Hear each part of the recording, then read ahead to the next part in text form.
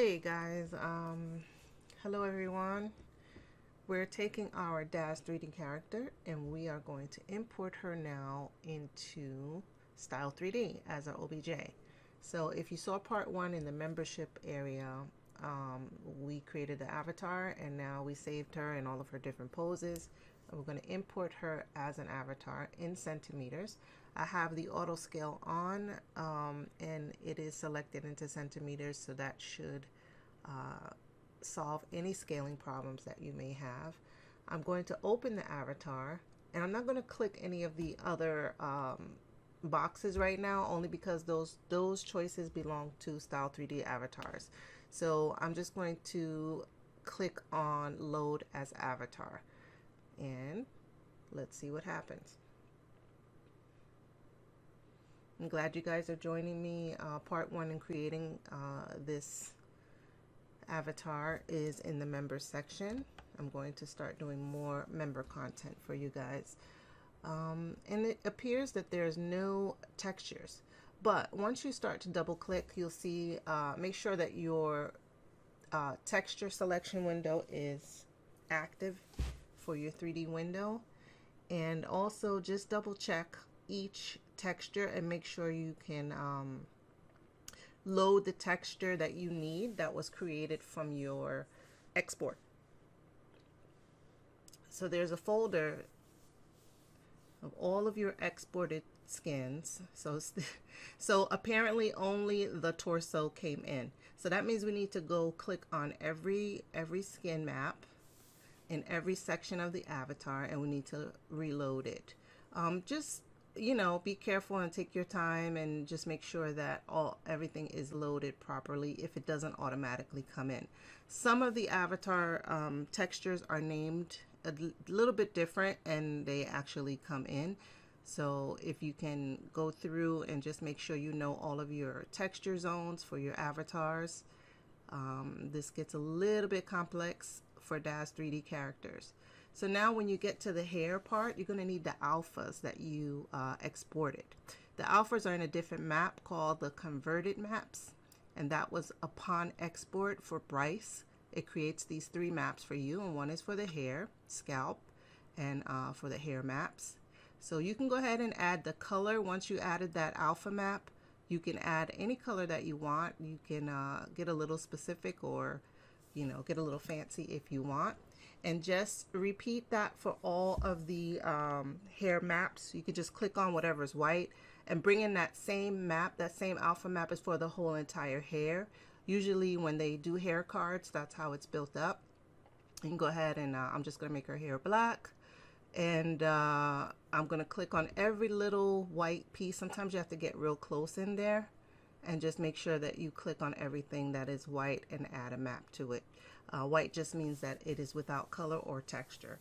So you can go ahead and get all that done. I did forget her ears, so just load her face map again and her ears. Now that we are doing the alphas, we need to do the alphas for the eyelashes as well. So for the eyelashes, we need to go back into that converted map and add the eyelash map. So the eyelash map is in that converted folder. And there we are. These we don't need to color because it already has a color applied to it. So the alpha map should just do fine, and you should have your eyelashes integrated to your avatar without a problem. So this other map here is the tiers. So the tiers also have an alpha map. The tiers, you can go ahead and add, I did add a glass texture, which didn't come out right. But all you have to do is just make sure the alpha's turned all the way down. Once you add the alpha map that goes with the tiers, you can actually just turn the alpha all the way down if you want, because just for any irregular visibility that you might have, you just turn the alpha map all the way down. And for the eyelashes and tiers, it's important to have those maps because they are translucent. Okay, so it's kind of like a cutout. For the eyes and for the sclera and the pupil, you just really need to click on it and turn the alpha map all the way down. You don't need to do too much adding or taking away from all of the different maps, because the maps are there. You just need to turn that clear. They have like a clear cornea overlay that comes in white. So once you turn that all the way down, you'll be able to see the eyes and all their detail. So you can go ahead and just turn it down. You don't have to turn it all the way down. You can see maybe it has a little bit of a translucent look to it, but that is totally up to you. And your eyes are done, your skin is done. But in Style3D, you will find, make sure you save your files. Style3D does autosave, but just make sure for this avatar, you know, while you're loading everything, save it in the meantime. Style3D textures for skin or for the avatars have this really heavy gloss on it. So you have to kind of go in and just make sure that it is lowered. So what I did is I selected each one of the I selected each one of the skin zones, the texture map zones, and I went into the slider. Just get her arms and her legs, everything. That's a skin texture that you just applied. And go ahead and turn the gloss all the way down. And what that does is it makes it a little bit more matte. So what I found is that you kind of have to do this to whatever it is that you are happy with. I kind of kept it above 50. And I noticed that gave her a little bit of sheen, maybe a little too much, but around between 40 and 50 usually looks more natural. You can I just left the lips out, but you can find the right look for you. Find whatever it is that suits, you know, your personal taste or flair, whatever you want to do for that. So now we're going to go ahead and get a little bit into now we've got our avatar because she needs clothes. So we're going to go ahead and create a little outfit for her and render it out, and let's just see what we can do.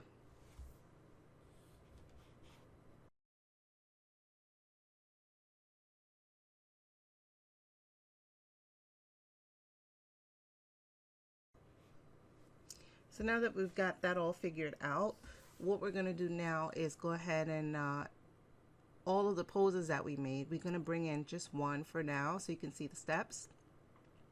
But basically, once you have your avatar ready, you're going to add a pose for her.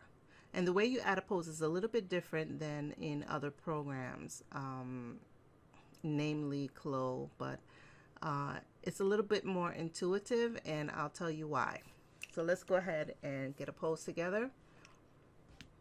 So I'm going to click on the avatar herself. Okay, I'm going to pose you right now. Actually, I'm going to import the OBJs that we exported out in Daz. I'm going to click on one, and I'm going to say add as a pose, which it kind of took me a couple seconds to figure that out. This was my first time doing it, so it's not very hard if you have experience. So where it says load type, there is a selection, a drop down in the top portion that says add as pose. So once I do that, I kind of untick all of these boxes that belong to the native avatars, but yeah. Or we can just leave it. So we're going to import it as a pose, and we're going to see that it does import. But then what? Where did it go? She didn't pose. It is actually hidden in the pose section on the avatar section. So now she has her pose right there. That is the pose that we created for her. And if you go down to the animation section, and there's a little button on the left hand side that says pose, and that is how she poses. So you got your transition and everything in part of the animation.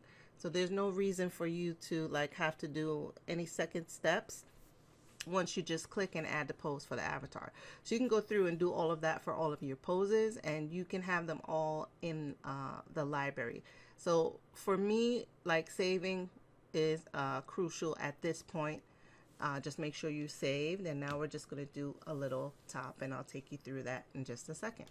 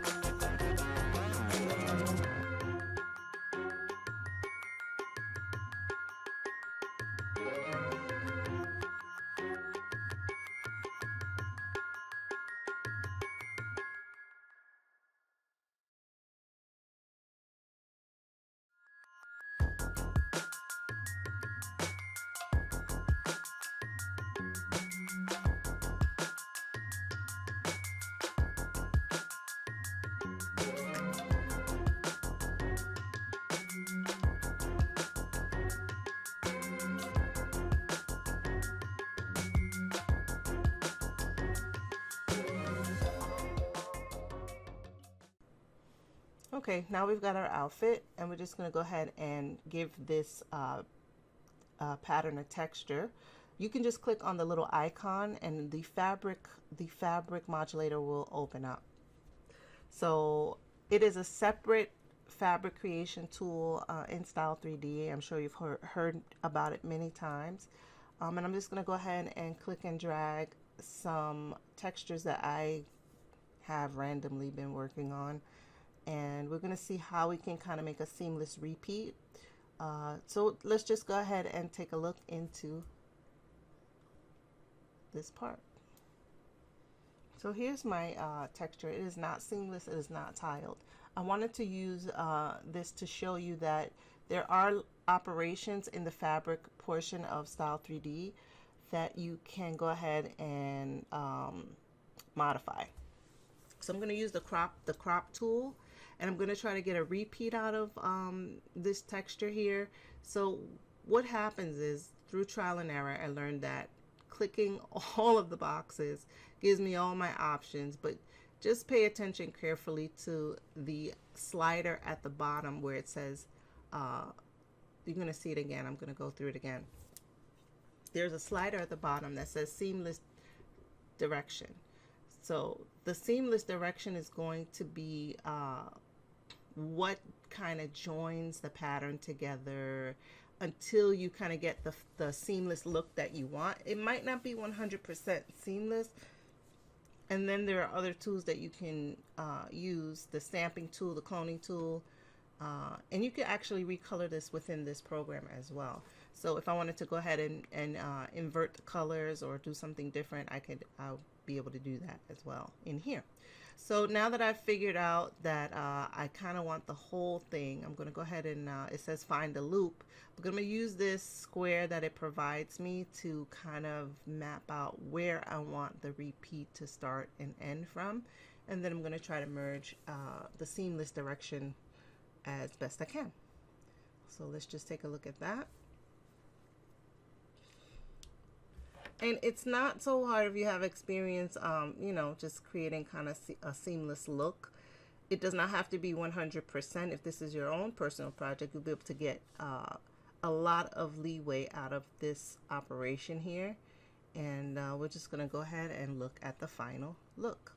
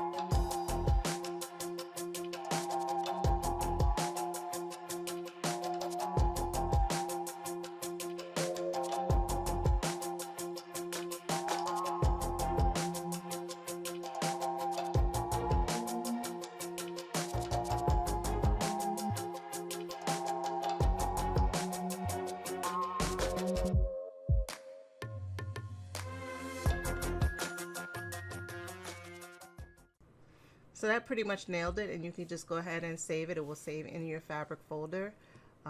It will actually save with the project that you're working on. So instantly, as I'm working on that, because they're linked, it is actually automatically imported.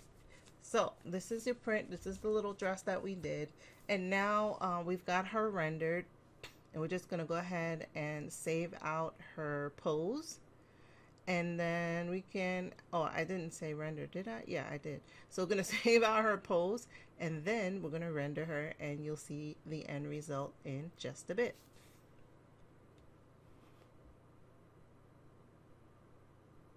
Now remember, OBJs do not have a skeleton. And that is why you see her hands kind of going a little bit weird. It's because she has no bones. Doesn't that sound very crazy? Like, oh, this avatar has no bones. And that's it, guys. So what we're going to do now, we're going to refresh. I play around with the lights a little bit, and then I go ahead and start my render. And you'll see that at the very end.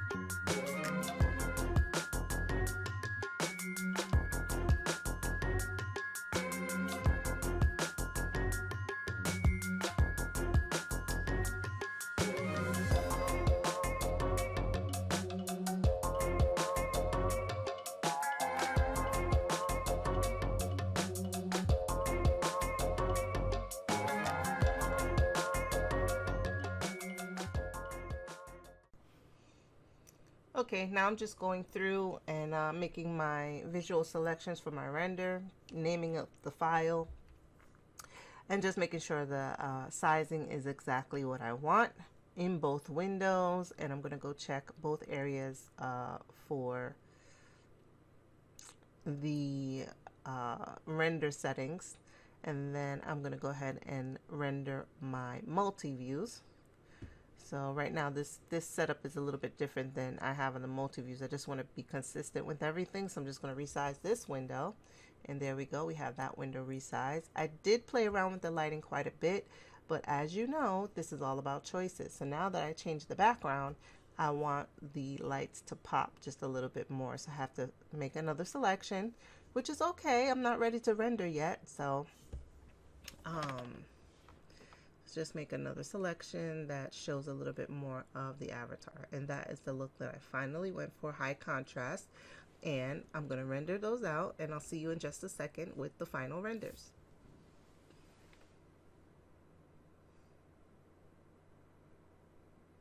I wanted to make sure that you can see how fast this goes.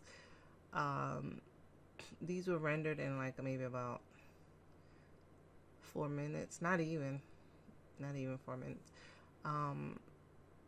Really fast. And I got the noise reduction on, and I have the GPU render set up. And that's that. We're done. And here are the final renders, guys. Enjoy. Hope you liked the video. Like and subscribe. And become a member so you can see the first part to this video. Me working in Daz to get all of these lovely poses out. Bye-bye.